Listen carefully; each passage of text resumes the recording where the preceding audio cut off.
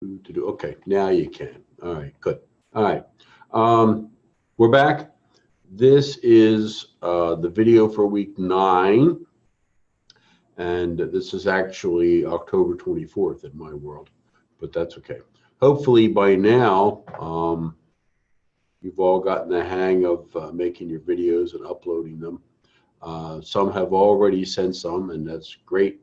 Some have already let me know they're having headaches with it, and hopefully we can work that out by now. And we'll see how this goes. Okay, so we have one more to do. Like I said, this is for week 9. This is the elixir. We're going to go through the motions of making an elixir. We're not going to truly make an elixir because that involves alcohol, and we don't have alcohol. We have isopropyl alcohol, but not ethanol. That's the stuff that we all know and love. But it's taxable, and we can't keep it here. So in any event, we're going to pretend that an equal volume of water is alcohol. We're going to go through the motions of making an elixir. It's not terribly complicated, not terribly difficult, and we'll see how that goes. So here we go. This is week 9 experiment, and let's get on with it. So we start, of course, by washing our hands and putting our gloves on. Again, I'm going to use this alcohol, since we don't have a sink here, but we have this nice alcohol product, which is, in some cases, the alcohol is an adequate substitute. In the case of C. diff, it's considered to be actually superior to actual hand washing. So it depends on what you're trying to kill, whether it's better or worse or just as good. But anyway, we're going to use it for now because that's what we can do in this room without seeping water. And then glove. Did you use glove? I'm sure that box is large. Okay, that's what I think.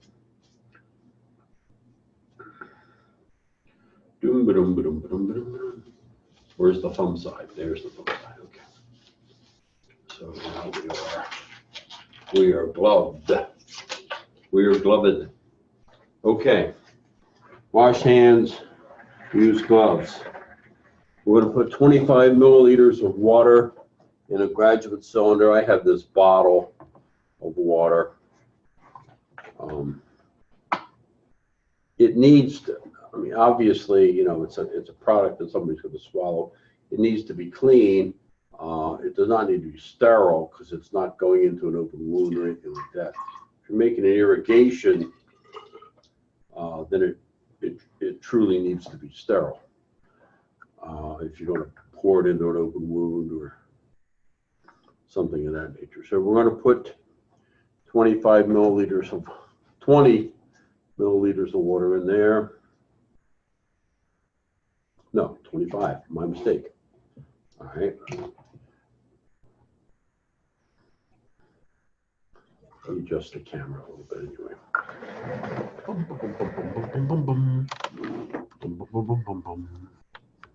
Okay, maybe that's a little better. Okay. Do over. Take 2.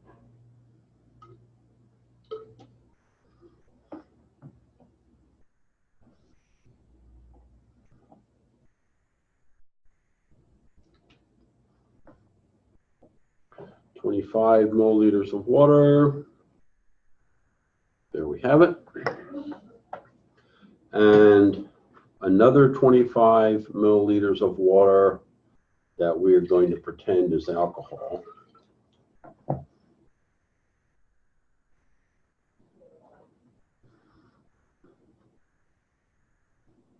Okay. Good.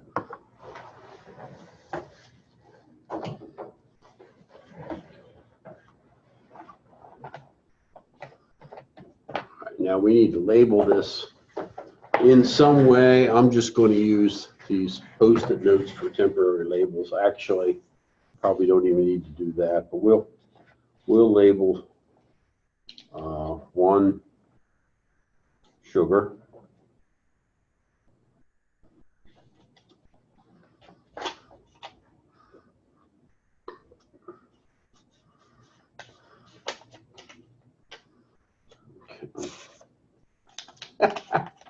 Yeah, there we go. And one salt. There we go. I'll fold this up so it has room to be there. Okay. All right. Good.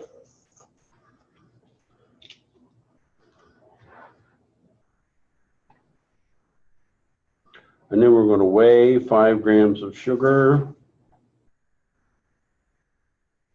And we're going to weigh 5 grams of salt. So we'll fire up our fancy dancy digital scale here. There we go. And it says weigh it, weigh the boat, subtract it, and all that. And actually, this scale will tear. So we're just going to put the weighing boat on there and then hit the button on the right side again. It'll go out. Hit it again, it'll come back on, and it'll be teared. It'll be 0. So it negates the weight of the boat by doing that. All right, and then we're going to weigh 5 grams of sugar and 5 grams of salt.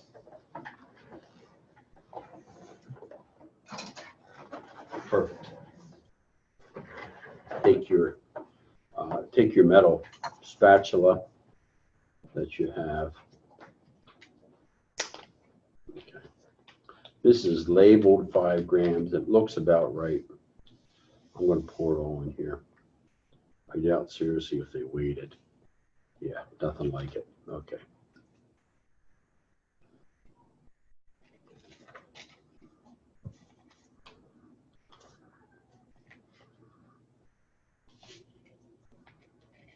So I'm just going to scoop this out.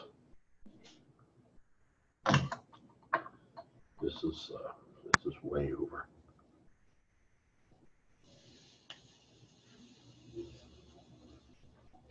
There.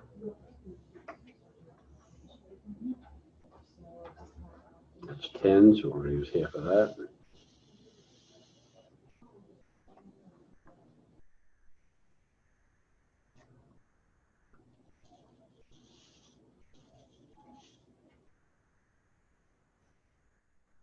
When you do this, when you take things on and off the scale, do it gently. You don't want the scale to get that bouncing effect. It's not good for the scale long term.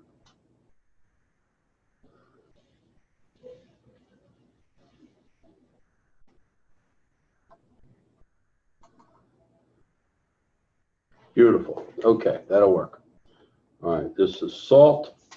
So we're going to pour that into the beaker labeled salt. Okay. We're going to put the weighing boat back on and we're going to re-tear it. Goes out, comes back on again. It's saying 0. All right, that's the salt. We're going to do the same thing with sugar. Now I'm not going to be so aggressive. I'm not going to just dump it on. I'm going to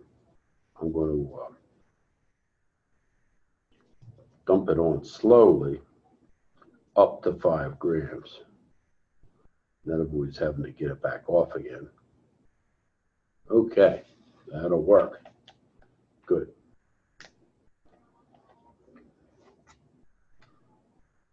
Beautiful. Okay. Salt and sugar. Okay. We're done with the scale now. You turn it off. If it'll go off, there we go. And that takes care of the scale for for today.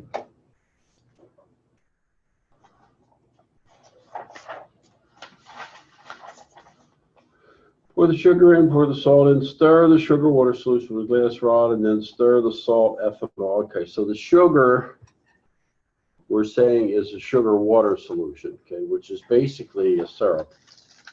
Okay, we're going to stir it up. Those of you who drink iced tea, you know that if it's not cold, sugar dissolves pretty well in water. If it's cold, not so well. Okay, so always put your sugar in your tea before you add ice.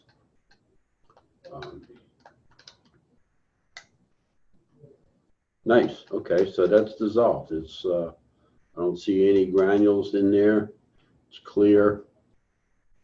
So there we have it. Okay, and then we stir up the salt in our quote-unquote alcohol, or pretend alcohol. And sugar and salt, like I said, are fairly soluble in water. This is not too much of a problem. Unless your water is cold, sugar does not dissolve very well in cold water. But sugar and salt are both fairly soluble in water at room temperature, so it's not much of an issue. So these dissolved really quite well. Okay.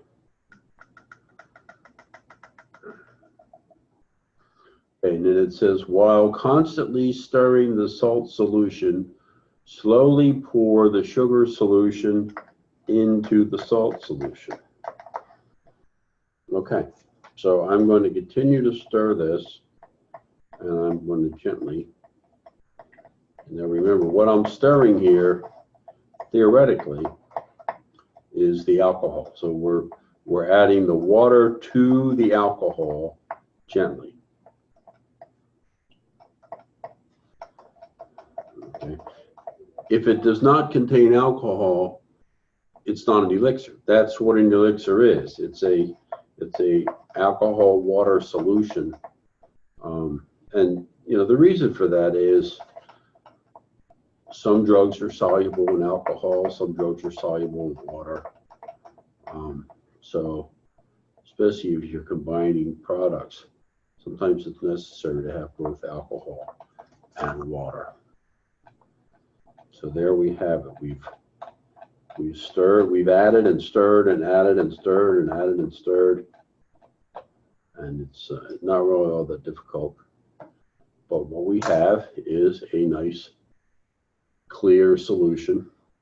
Sorry we don't have a clearer beaker because it does look a little cloudy through there. But there are no particles floating. There are no granules remaining down in there. The salt is dissolved. The sugar is dissolved, and we have added the water to the alcohol, and now we have an elixir, quote unquote. Okay. I'm not going to show off. You may want to use a funnel to pour the elixir into the elixir container. So here we go.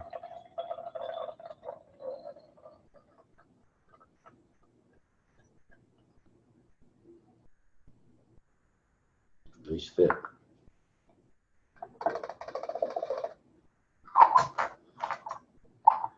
Okay, cap it. Very good.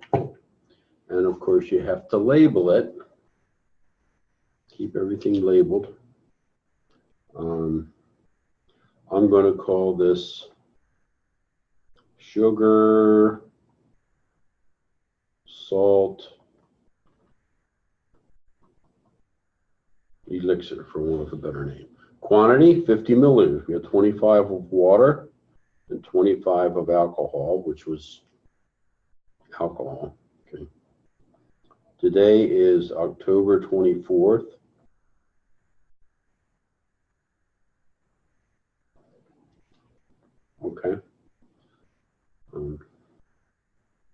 and put your name on it. There you go. So you've got your sugar and salt elixir. So that's the basics of it. You know, the part we had to fake was we can't really use alcohol. We have to use water for the alcohol, but it would have worked just the same. The salt is very soluble in water. It's also very soluble in alcohol, so that would have been fine. And we can lay the bottle down so that we can get the label on straighter. There we go. And it's labeled. There we have it. Okay, there's our product. So that's it. That's the last of the labs for this course that I need to video. And I hope by now you're all tuned into how to upload. I've had some questions already. I'm trying to help as much as I can. Well, there's no sense me talking about it in this video because by this time it's all over.